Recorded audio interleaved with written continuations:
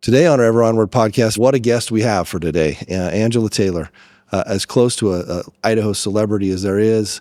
Angela Taylor, born and raised in Mountain Home, Idaho, went on and won a national championship at Stanford in women's basketball, then became a WNBA executive, and is now back in Idaho doing amazing, wonderful things. I've wanted to have her on for a while. You will absolutely love this guest, Angela Taylor.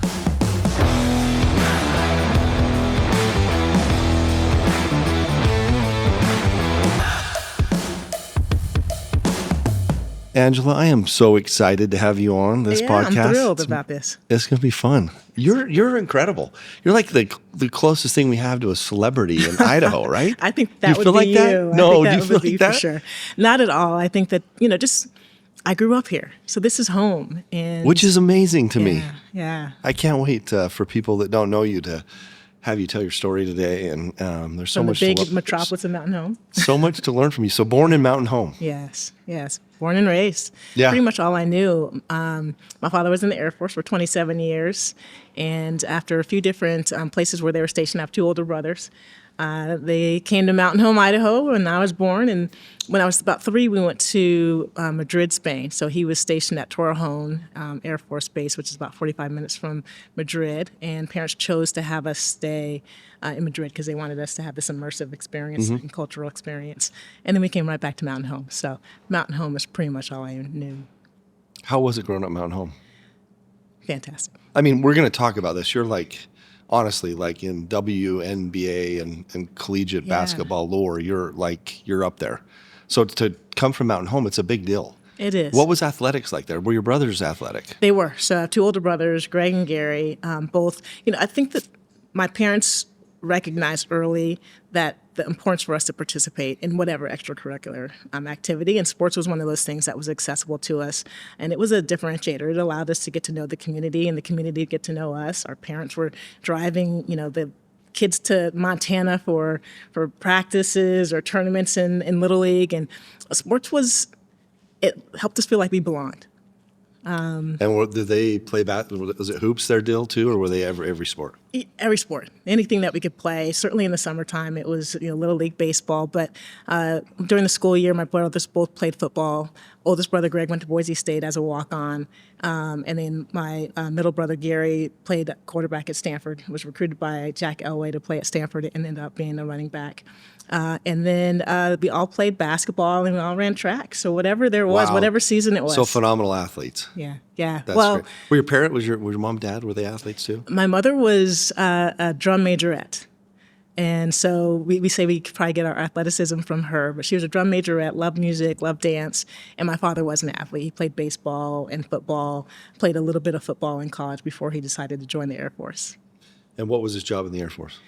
So he was with the 366 here in Mountain Home. So mechanical engineer, worked on all the aircraft, and was there for a long time. Again, 27 years, and we learned so much from him about work ethic.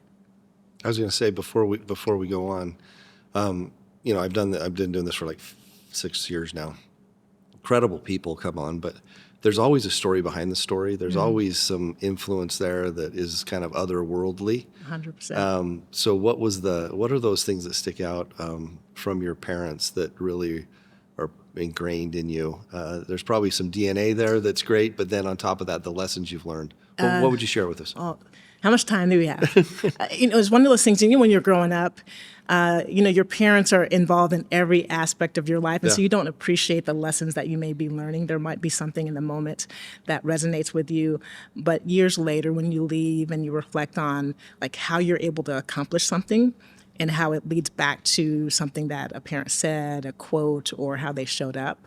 I'll tell you a story, the thing that really resonates with me. I think I was in 7th grade, and I couldn't play basketball. Basketball was my love and my passion, and I went to the coach and asked if I could, go up to the 8th grade team, and she's like, "No, Angela, you have to be an 8th grader to play, but there's math relays."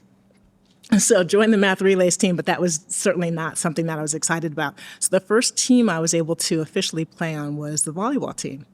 And we had about a week of practice. I had never really played volleyball before, and practices are brutal. And just digging the ball, and your forearms are on fire and getting calloused and all those different things. And so I liked it, but I didn't love it. And we had, so I made it through Thursday's practice. And Friday, we were going to have our last practice of the week, but that also coincided with the varsity football games. And my brother Gary was playing quarterback for the varsity team at that time. He was brought up to the varsity.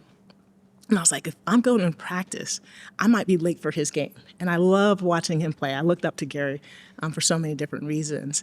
And so I decided I was going to leave school, go home, so I could be ready to head to the game with my parents. So showed up probably about 3:45, got home, and my mother was like, don't you have volleyball practice? I'm like, oh, I'm not going to play volleyball anymore. And she said, we don't quit. Wow. So you were the one that said that you were going to play volleyball. And anything that we say we're going to do, we commit to. So go get your bag. I'll meet you in the car, and we go back to practice.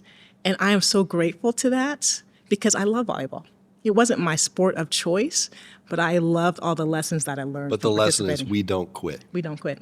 We don't quit. And it was all of those little things that I think. Is she a strong woman? Powerful. Powerful? Powerful in a quiet way. Anyone who had a chance to interact with my mother, you can just see the look on their face. She passed away 4 years ago. And so often I'll run into folks in Mountain Home who went to school. She was a paraprofessional in special education at North Elementary for probably about 16, 17 years. And there are students that were in her class that will find me on the street and say, I was in your mother's class. She changed my life. I was at the Boise Valley Economic Partnership. I spoke on a panel, and a gentleman came up to me, and he said that he went to North Elementary, and he remembers several times where my mother would get on him and challenge him. And he said that he wouldn't be where he is today if it wasn't for my mother because she held him accountable. She saw that he had a lot of potential. And that's what she not only did it for her own kids, my siblings and I, but she did it throughout the community. Wow. You miss her? Every day. Yeah. Every day. Yeah, that's a weird thing, isn't it? It's so final. It really is. You're never ready. You're never ready for that. And then Yeah. it's just so final. I just, it's hard. And as we get older and start losing more of our folks and, aunts and uncles and loved ones, you really treasure those moments you have. Right? You do. And it was a blessing. I never thought I was going to move back to Idaho. Thought after I left, went off to college that, New York City, anywhere but. And I was actually pretty sure that once my father retired from the military, that they would move back to Texas, which is where they grew up. But they decided this was home. Because Mountain Home, there's family, there's friends that are their community. And so I came back from my mother. She was going through some health stuff about 10 years ago. And I had an opportunity. I'm a consulting company, so I can do that anywhere. And came back, thought I'd be here for a couple of years and then moved back on to some big city. But it was the biggest blessing that I ever had to spend those 7 years. Shifting our relationship. And I know that you know this as well. I mean, relationships matter. And we have relationships with our peers. We have relationships in the workplace. We have relationships in the community. And we have these family relationships. And the more time that we speak or spend with intentionality, just to get to know someone as a human being, not just inside the role as a mother or a sibling or anything like that. I had the opportunity and the blessing to be able to get to know my mother, not just as my mother, but as this amazing human. Amazing. Yeah. And cherish in those moments now you probably look back on, that's as we grow older, that's some wisdom that comes from that. 100%. Taking advantage of those days. Is your father still around? He is. Busier than I am. He is. He's the president of the NAACP chapter here in Boise. That's awesome. And once he retired, I think that he's one of those, what I learned from him is work ethic. Right, and committing to something that you say that you're going to do, but also how important it is to get back to the community. Yeah. And so he's been doing that for He's got to be decades. So proud of you, Angela. Well, and the feeling is mutual, vice versa. There's, and hopefully we'll get a chance to talk about this a little bit. About 10 years ago, my brothers and I started the Taylor Lead Foundation. And we did it, my brother Gary and I were being inducted into the Mountain Home High School Athletic Hall of Fame, a big deal. And it was their inaugural class. And so I was living in Atlanta at the time, working with the WNBA's Atlanta Dream, and Gary was in California. And so we met up here, and we're going to meet our parents down at the Elks Lodge in Mountain Home, which is where they hold everything. And so on the drive down, we're just talking about, how did we get here? we were just playing sports, just something that we enjoy doing. And I know you played basketball, you played sports, and we're in Boy Scouts. And so those little things, it's just what we do. Yeah. And so we just started to reflect a little bit. And what we both recognized was we would not be where we are today, doing the things that we're doing, experiencing the things that we're experiencing, if it wasn't for our parents and the support that they had. And so as we're driving to Mountain Home, I looked at Gary and I was like, we need to do something to honor them tonight. So let's actually start a scholarship in their name that reflects the things that they taught us, that were the differentiators for us. And so we did. That night, we announced the Alice and Charles Taylor Scholar Athlete LEAD Scholarship, and LEAD stood for Leadership, Educational Excellence, Athletic Achievement, and Distinguished Community Service. So we've been doing that for 10 years, and so you asked how my dad, he must be proud, is as we reached our 10th anniversary, and as we're growing that statewide and doing some really incredible things, I look at him and I just see how he sees his legacy. Yeah. Yeah. Which is a big word. And as you get older, and a guy like that, he looks at his posterity, looks at you, looks at what he's got to just fill that legacy and just make him smile. That's great. Well, if you're listening to this podcast, what's his name? Charles Taylor. Charles. Man, Charles, great job, buddy. This is you one of a kind here. So when did you was it competitive with your brothers, being the little sister in sports? And listen, we're going to get into your athletic accomplishments. Yeah. Was there a time when you could whoop them? There was probably one moment. It took a long time, right? And they'll, to this day, let me know that they were not going to take it easy on me. Yeah. And I appreciate, I wouldn't be here today, and I wouldn't have competed at such a high level if they took it easy on their little sister. But we loved, just playing out in the driveway and playing hoops or football. It's probably some of the most competitive sports you ever played. It was in the driveway. 100%. And the neighborhood. Like, they all knew. And when I couldn't play, I was a halftime entertainment, right? So when they were playing 3-on-3 with the kids in the neighborhood and I was too small, they would take a break and let me go do a ball handling sequence or something like that. But they saw that I could do anything. They believed in me more than I probably believed in myself, and were my biggest advocates. Yeah. That's awesome. When you came out of high school, were you recruited then to Stanford? Is that was your first stop, right? Well, it was, but I was recruited widely by Pac-10 schools at the time, and Boise State and some Ivy League schools. But my dream was Stanford, probably because I wanted to follow in Gary's footsteps. I looked up to him and was a tag along. What was his story for Stanford? Because that is a very prestigious place to go. It is. And it's like if you're going to pick a place to go get education, West Coast, Pac-10, Stanford. It's a big deal. It is. Coming from Mountain Home. Yeah. Well, I always look at my brothers. Like, my oldest brother, Greg, is the smartest in the bunch. He's brilliant. And Gary was the hardest worker.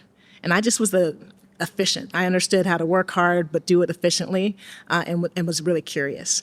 So for Gary, he worked hard his entire life. And I think it was his 7th or 8th grade, he knew exactly what he wanted to do. He wanted to be an engineer. And there were a few schools in the country that he was interested in going to. And so I remember a conversation over dinner. He was talking about what his dream was. And his dream was to go to Stanford. So I'm probably in 5th grade at the time. And I just look at him like, why would you want to go to Connecticut? It's cold back there. Like, I want to go somewhere sunny. And he's like, what are you talking about? Like, you want to go to Stanford, Connecticut? And so he had to explain to me, right, the geography and where Stanford was. But he just worked hard. He always knew that he wanted to go. That was his school of choice. And then when he had a chance, he was back in the day of Toy and Taylor, TNT Express. So their football team, he and Maury Toy were legendary here in the Treasure Valley when they played football. And Maury was a running back, Gary was a quarterback, and they both were widely recruited by schools across the country. But Gary knew he wanted to go to Stanford. And when he went to Stanford, he's a quiet guy, introvert, engineer. And he came back his freshman year, came back for Christmas.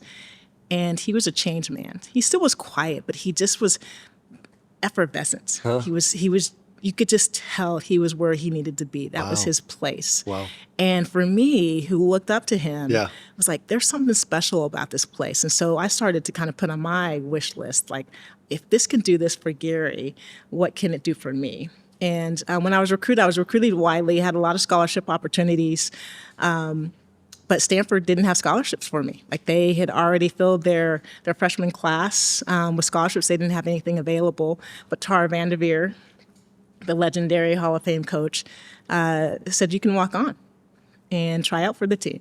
And so that was my journey. I went there in September and started trying out for the team, on the track, running with them, doing preseason conditioning and doing everything I could to stand out. And in October, she sat me down. There were probably about 3 or 4 of us that were trying out for the team. And I was the one that ended up making the team as a walk-on. And eventually my freshman year, December of my freshman year, we're in Cincinnati for a holiday tournament. She and one of the assistant coach sits me down and they say, we're going to put you on scholarship. Wow. You remember that moment? Oh, my goodness. Again, Cincinnati, the next day I got a call from a reporter from USA Today that wanted an interview. And I had the chance to give my parents a call that night because they had sacrificed a lot to be able to pay for me to attend Stanford. And it was life-changing. Yeah, I mean, the value of that scholarship alone, but just like the way it would change your life and allow you to enjoy that time of your life and the financial struggles and burdens go away. That's an incredible story. Yeah. That was pretty special. So then you have a storied career at Stanford. Talk a little bit about what you accomplished there and your time there. Yeah. So going from a walk-on and so much of what I learned during those 4 years at Stanford are embedded in me and in everything that I do.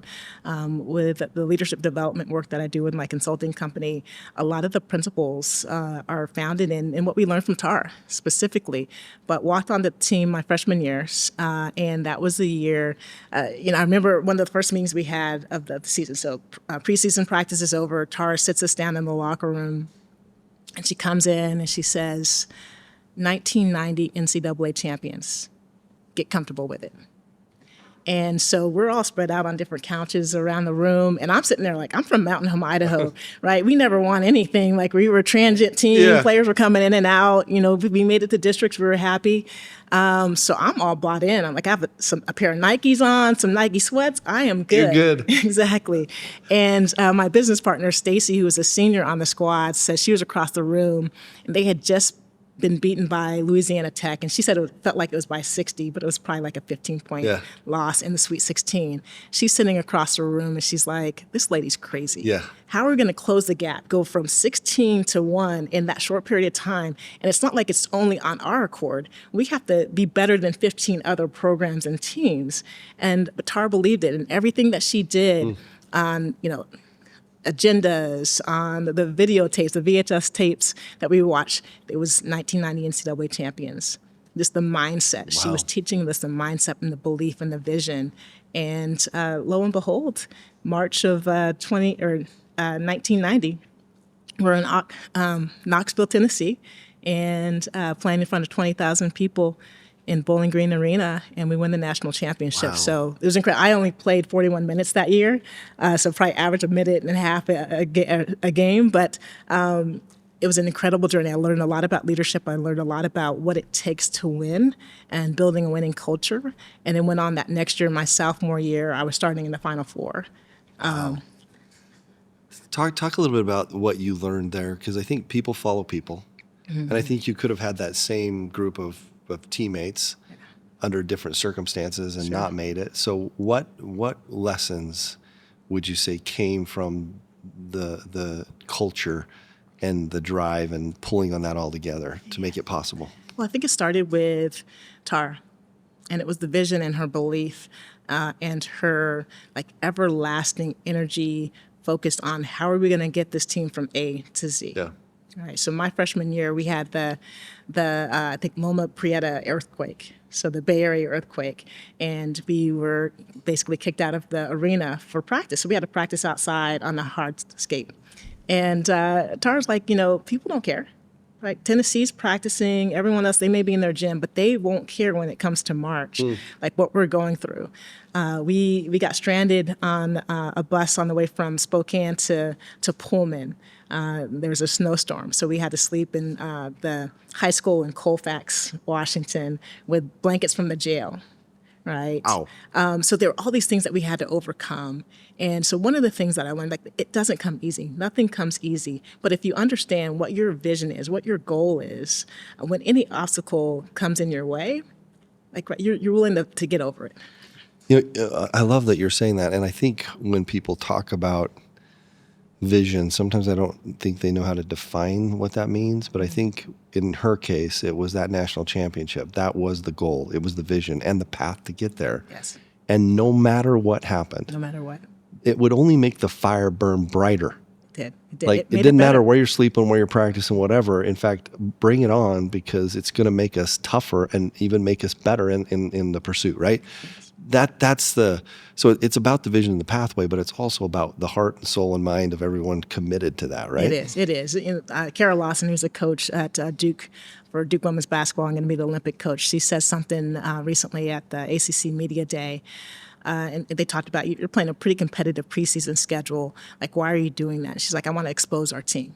Yeah. I want to expose our team so we know where the flaws are early on, and we can get better. Yeah. And I think that that's what happens when there are obstacles or friction. One of the things that we believe with the Dignitas Agency and our consulting with leaders is that oftentimes we're encouraged to avoid conflict or the friction and the tension. But we believe that if you engage with it, if you actually are able to identify it and to notice how it's impacting you, good, bad, or indifferent, then it's going to accelerate the process. And it's just like lifting weights, right? If you don't have any weight on the bar, you might get a little bit stronger, but you're going to get much stronger when you have more resistance or friction on that weight bar. Well, I think that principle, Angela, is contrary to a lot of thinking when people see successful people. Sometimes they think, oh, they got lucky, they had this, they had... And man, the longer I'm alive and the more people I meet, when you meet successful people and you start digging into what got them there, there's a bunch of this. There is. And it was struggle and trial and challenge, and they may not talk about it. You may not see it on the surface, but it was there and it refined them. And they came out the other end better and ready to go, right? I think so. Well, that's why I love your podcast, because I think we need to talk about this more as leaders. So many people, particularly young people, see a successful individual and they think it was easy.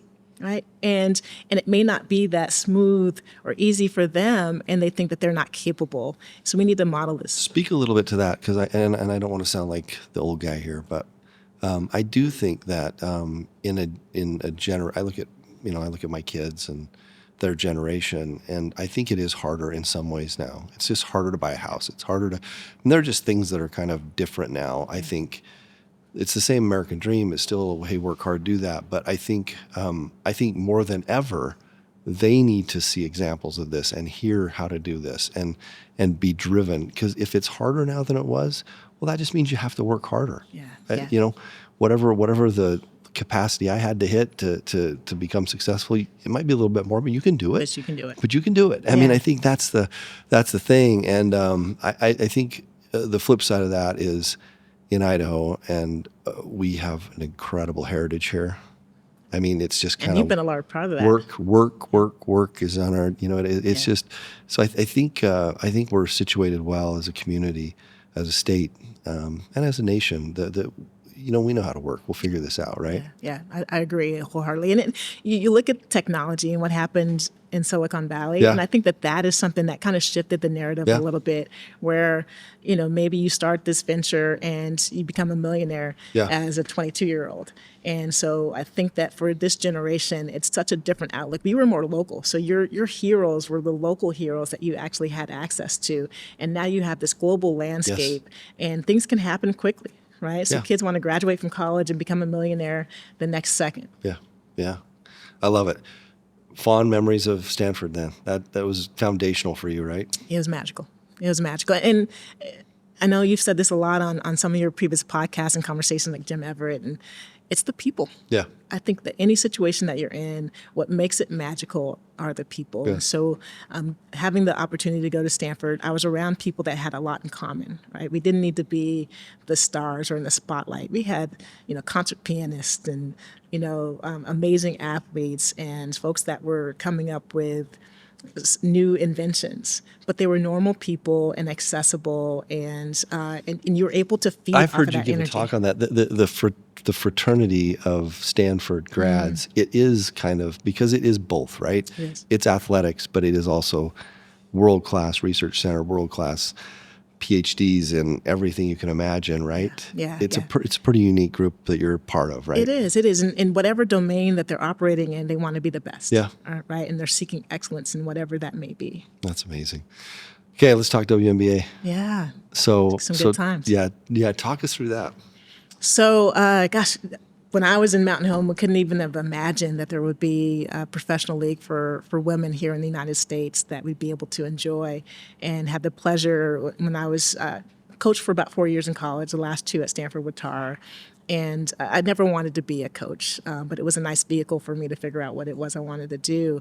And as I was getting ready to go to business school, I wanted to run the Chicago Bulls, right? Because the only thing that we all got to see on TV was Wow. WGN TV and Michael Jordan and the Chicago Bulls. That was it. So that was my dream. I can't tell you how many letters I wrote to the leadership at Chicago Bulls. That's great. It was great. And so got into business school. I was going to go to WashU in St. Louis and talk to one of my mentors, Renee Brown. And so she was asking, so what is it that you want to do? And I said, I want to run an NBA team. And so she's like, paused a little bit. And she said, you know what, Angela, that's fantastic. I can't help you with that. But what I can do is I just had a conversation with David Stern, and they're getting ready to start a women's league.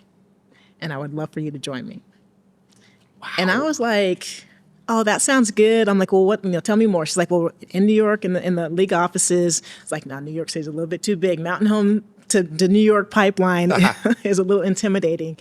And I was like, no, my mother would kill me if I didn't get my master's degree. Maybe not now. And Renee's like, just think about it. Why don't you come to New York, check it out, talk to a few people at the league office, talk to Val Ackerman, et cetera. And I went out there and I saw the vision that David had that would not just change my life, but the lives of girls and boys, right? He was a pretty incredible leader, wasn't he? Oh, my goodness. He was just voracious reader. Yeah. He was the person in the room that knew more than anybody else because he was just so well read. You had to be prepared. He was a visionary. He was very rigid in his leadership style. So he was intimidating. You cannot not be prepared if you're showing up for a meeting with David, and you can't have him know more than you know about your expertise. But I think his vision for what the league could be, both the NBA and the WNBA, is palpable, and it's still ringing true today. And so I think for so many of us that had the chance to work at the league office and work under David, I learned quite a bit. It's amazing. And what a journey it's been on. Yeah, it's incredible Can to see. you imagine what's happened over the last few years? I cannot imagine. So, Tommy, back in the day when we'd be traveling to games, or maybe I'm coming to Idaho to visit my family, anytime I was on a flight and in conversation with somebody and talked to them that I was with the WNBA, they would pause for a second and they're like, well, how long are you guys going to be around? Yeah. Is that league going to be able to survive? And so that happened in year 1. It happened in year 5. It happened in year 7. And it continued to happen for the 20 years that I was involved with the league. People just questioned if there was any credibility or viability in that league being able to be sustained. And now, here we are today where it's flourishing. It's an amazing moment, not just for the WNBA, but for women's sports writ large. Yeah, it's just a really quick story about Herb Simon. Yes. Oh, my goodness. Yeah. So I've been able to, we're doing some development in downtown Reno, and Really? he owns the baseball team. That's right, the AAA team. So I've been able to meet with him on some development Great stuff. venue. But he tells a story of how he was friends or was in the city of Indianapolis, and they had a WNBA team. Yes. And he was friends with the mayor, and the mayor said, they're going to leave, and we need support. We need you to do this. Yes. And he said, I don't want to do that. Why would I want to do that? And they said, you need to do this just to help us out. Yeah. And listening to him talk about taking that journey of 20 years of just watching how it's changed. And then Caitlin Clark joins the feed. he was sitting there with me, and he said, I'll never forget it, because he says, I think God himself looked down on me and said, Herb, you've been working hard for lots of years trying to make this work. I'm going to give you Caitlin Clark.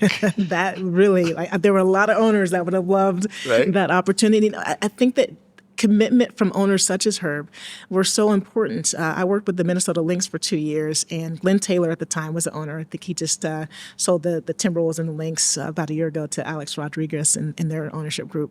And I remember having a conversation with Glenn and asking him why. like why this WNBA team mattered, why he was committed to making it work there. And he said, Angela, like if I'm going to make sure that 14 or 15 young men have an opportunity to pursue their dream, like I have to do the same for women. Yeah. And that's my commitment. And he built a winning program. They didn't win when I was there, unfortunately, for those 2 years. But now one of the winningest WNBA programs in the history of the league. Well, and you look at the popularity of it. It's just it's amazing. It's for someone that's been there since the beginning. Yeah. What do you take away from what's happening right now? First of all, why? Yes. Because I think there's been some great players over the years, right? There have been. It's evolved over time, but right now the game is in such a great place with the players. You look at the collegiate level as well, the skill level, and this is not to diminish those folks that came before, the Lisa Leslies, the Cynthia Coopers, the Tina Thompsons. There was a lot of talent. And now as we see across all sports, there's just more resources, and these kids are getting better because they're playing at an earlier age, and their skill development is much more rapid. So the quality of the game on one side is just phenomenal. Yeah. But the business is in a good place, and we look at the revenue streams, so ticket sales. We see all these arenas, and Caitlin Clark is part of that. But we start to see the sponsorships. Yeah. There's so many companies, and before it was a throw-in. The NBA would get a sponsorship, and they would throw in a few $1,000s or $100,000 for the WNBA. Now companies are coming specifically to the WNBA to be partnering with them. It's the valuations. The Golden State Valkyries, the latest team, expansion team that just joined the league last year, a $500 million valuation. Wow. Why do you think? I don't know if you're willing to talk about this, but it's been interesting to watch. I think when like Michael Jordan came into the league, I mean, you forget, unless you're old like I am, how he was one of my favorite. I went back to the North Carolina basketball camp when I was at. Oh, did you really? Yeah. What was that like? It was amazing. Oh my gosh. Like it was amazing. I'll never forget one night I was like shooting in the gym really late, and Dean Smith came walking through. The legend. And it was just me and him, and he came walking up to me and said, "Hey, where are you from?" And I said, "I'm from Utah." He's like, "What the heck are you doing all the way back here in North Carolina?" Anyways, he sat. So I was a huge North Carolina fan, Michael Jordan fan. He comes into the league. He was not accepted. No. Like it was brutal. Yep. I mean, it was brutal and physically brutal, mentally brutal, everything about it. So I think this whole thing with Caitlin Clark coming in has been interesting, but it's also a little bit like this is kind of what happens, right? It is. Is it being blown out of proportion a little bit? I think to the public it is. Like for the players and those like in the league, it's not like players respect players, but you're going to compete. Yeah. And I think the irony is that so often we hold players accountable. You're too friendly. Yeah. You know, why you're going out to dinner with these guys? Like, you need to be competitors. That's how we were in the old school. Yeah. We weren't friends. They are competitors. They're the ultimate competitors at this level. And Caitlin's been great, and I know the players appreciate that. But I think it's the narrative, right? And sometimes it helps, right, with the media pitting people against each other. But I think the same thing is with Michael Jordan is they were not going to let the young fella think that he was the best. It happened with LeBron as well. That's the part of it. I mean, that's just part of it, It's right? just part it's like of the it. rite of passage. Yes. Like we're going to bring it to you, right? Absolutely. And you want that. Like if you were Yes. a competitor, for me, I wanted my teammates in practice to challenge me because that made me better. Iron sharpens iron. And I think if you're a competitor, I know that Caitlin appreciates that she is being challenged to be the best that she can be. It's going to make her a better player. It's going to make the league a better league. Oh, it's been fun to watch. It's been fun to watch the rivalries. It's been fun to watch. I mean, I find myself like, so you know how you have your favorites on your ESPN app right now. Yeah. So I have my teams up there, and when they're playing, and I would have never done that 5 or 10 years ago. I love that. That's so good know what to I mean? hear. Yeah. I mean, now you're like, oh, there's a game on, I'm going to watch it, because I'm a sports junkie. That's all I watch is sports. Yeah. Well, that's what I love hearing is that it feels like we've turned the corner over the last few years. And I think it started with celebrities and certainly other players, whether it's soccer players supporting the NWSL or NBA players supporting the WNBA, folks that they bring so much credibility when they're saying that this game is being played at a high level. You think about Tyrese Halliburton for the Indiana Pacers. I love. He's their biggest fan. Yes. He's their biggest fan. He said he is a better player because his father coached girls basketball. Yes, yeah. I love that story. Yeah. That's amazing. So I know this is going by quickly, but I want to talk about all the wonderful things you're doing now. Yeah. And we better transition to that because this is going so quickly. But tell us about how all of this wonderful experience, time, energy, effort, all you've learned has kind of been bundled into what you're doing now. Yeah, and you probably have had a similar journey. I finally have figured out my why. Yeah. Like I have so many varied interests and the sharp, shiny objects. But what I'm recognizing is that at the core of everything is my why. My why is to help transform invisibility into impact and silence into strength. And doing that through deep listening and understanding. And so everything, whether it's the consulting I do with the Dignitas Man, agency. I love that. Do you like that? Do you guys hear that clip? Woo! I mean, it took me a while to get to that point. And I'm a listener. My superpower is listening. And you see, everywhere else that you have to be a great orator, or all these different things. And I ran from the fact that what was easy for me, but also what was impactful to others, was the fact that I like to listen. And you were the same. You're curious and you're a great listener. And that's why this podcast is great. That's why you're so successful. You're a great leader. And there's a big value in that, but I don't think we amplify it enough. When you think about through school, we take all these communications classes and we focus on speech and speaking. We don't focus on listening. Powerful. Yeah. And so that's at the core of everything, whether the Dignitas agency and the leadership development, change leadership that we do there, indulge Boise food tours and the storytelling that we do through the culinary scene and history and architecture and all of those things. And that's led to the thing that now is what I think will be my best work. And I've said this all along. Dignitas, I have a meeting with my business partners probably 12 years ago, and we sat down, we're like, this is the best work we'll ever do. And that was certainly the case. But now the work that we're doing with the Taylor Lead Foundation and the iWin Sports, the Idaho Women and Girls in Sports platform will be the best work I do because it's a legacy. It's my parents' legacy. Love it. Yeah. I love it. Tell us about that. Tell us how we can learn more. Because I want to get into these. What's your URL for that? Yeah. So the Taylor Lead Foundation is TaylorLeadScholarship.com. Okay. And again, it's an organization we started 10 years ago doing scholarships to at least one male and one female scholar athlete from Mountain Home High School. That represented all the characteristics that our parents. What are some stories about. of those kids now that it's been 10 years? Well, there's an incredible story. So many to handle, but one that is near and dear and is close. There's she's now a freshman at Boise State in the nursing program. Her name is Ava Johnson, and I played Little League Baseball with her father, Jeff. So it's the ties that bind in Mountain Home. But Ava was, 2 or 3 years younger than her older sibling, her older sister. Her older sister, the family in general, but her older sister loved playing sports. Unfortunately, had a couple of ACL tears and was not able to compete at the level that she wanted to, and had some mental health situations, right? Some depression and those sort of things. And Ava, as she's witnessing her older sibling who, was so outgoing, all those things kind of seep into depression, started an organization and an initiative in Mountain Home called You Are More. And that you are more than you think you are.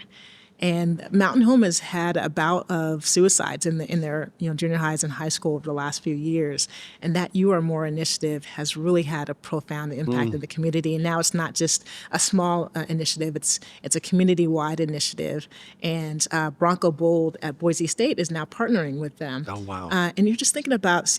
Probably 14 or 15 years old, and she was able to see the impact, not just on her sister, but other colleagues and peers that were in the school system. So those are the type of amazing young folks that we're coming across with a scholarship, and we want to amplify that. We know it's happening in Mountain Home, but it's happening in Rigby, it's happening in Coeur d'Alene, it's happening in high schools across the state, and so we want to be able to acknowledge these individuals and make sure that they have the ability to go on, whether it's to post-secondary education or if it's to a vocational institution as well. It's awesome. Yeah. So we found your website here. So leading the way, impacting our communities. It's TaylorLeadScholarship.com. Yes. For anyone wanting to learn more or be part of this, just incredible. Yeah. There's family at a Stanford football game tailgate. Good times for sure. Well, and one of the things that we're now doing as we head into year 11 what the foundation is. My siblings, I'm the youngest, so I always, kind of get what I want. But what I wanted to do is to amplify girls and women in sports. So another thing that we are right now launching in conjunction with an amazing board where you have Michael Ballantyne, Jim Everett, Tara Varga, just an incredible group of human beings, is the I Win Sports platform. It's Idaho Women and Girls in Sports. And so we are going to kick it off with a gala next February in conjunction with National Girls and Women in Sports Day. And it's called the Changemakers Gala. And we're going to honor the advocates, the allies, the athletes, the coaches, the journalists who have made sure that girls and women in this state have an opportunity to participate in sports. Because we know when girls have the chance to play, we all win. It's awesome. Yeah. Incredible, just incredible. And I know you give a lot of talks and motivational speaking, and that's for your other company, right? Yes. So Tyndall Avenue coaching and speaking. I just enjoy, I think, just being in conversation with folks. Yeah. And I learned so much in those situations, and just be able to share a little bit of my journey and my story. I've learned so much from others, and it's a responsibility to give it back. Incredible. What are you looking forward to then most in the next coming years? So many things. I think that I'm excited about the growth that's happening here in the Treasure Valley. And I know that sometimes we're cautious about that because it's the best kept secret and we all want to be able to continue to enjoy it. But I think with that growth comes a lot of opportunity for so many. And, whether it is the culinary industry, whether it is in the development realm that you're in, whether it is in healthcare and economic development, it's a really exciting time in the Treasure Valley. And so I try to be where my feet are. And I'm excited about being able to head out into the sun and enjoy some nice fall weather and being able to have an impact. I love it. Man, this went by quick. In closing, if there's any, we had a lot of people that listen to this that are business owners, business leaders. What are your kind of top things you tell people as part of your keynote speeches or as you're coaching them? What's most important to be a leader? So many things, but I think it all comes down to, I truly believe that the best leaders are self-aware leaders. And it just takes a moment just to surround yourself by people who are going to tell you the truth, right? Those folks who are going to prop you up and be your hype person, but also those folks that can be honest and give you feedback. And if we can all give feedback and receive feedback, we'll be better off. So if you are self-aware and you just take the time on a regular basis, if you use the sports analogy, I always say, if you want to build a championship team, build it like a successful business. If you want to build a successful business, build it like a championship team. There's a lot of corollaries there. And so one of the things that you do in sports, you do self-scouts all the time, right? Your opponents are scouting you, but the best teams and the best coaches do a self-scout. And so I do believe the best leaders are self-aware, and on a regular basis, whatever that cadence may be for you, some it might be on a quarterly basis, some it might be on an annual basis, but just make sure you do a self-scout. That's powerful. I'm sitting here listening to you, thinking of a story from last night. We're starting another little business with our daughters. It's going to be fun. We're starting a little med spa with my 3 daughters. Oh, wow. And it's really fun, but we have a weekly meeting, and it's been interesting because my wife's involved in this meeting. And last night we're sitting there watching our show like we usually do at night. And she's like, "Hey, can I tell you something if you promise me you won't get mad at me?" And I'm like, "Well, that's a heck of a way to start something." She's like, "No, I'm just going to give you some constructive criticism, but I don't want you to get upset about it." And I said, "Well, why would I get upset? I can handle it, right? I can handle it, right?" But she knows me too well. Yeah. She's like, "Well, I've noticed sometimes in our meetings, you're thinking ahead because you've done this before, and so you're already kind of like jumping to the next step before you let people kind of fully appreciate and understand the step we're on." Wow, it's a great observation, right? And she's like, "Wait a minute." I'm like, "You know what? That was great. Yeah. It's true." Yeah.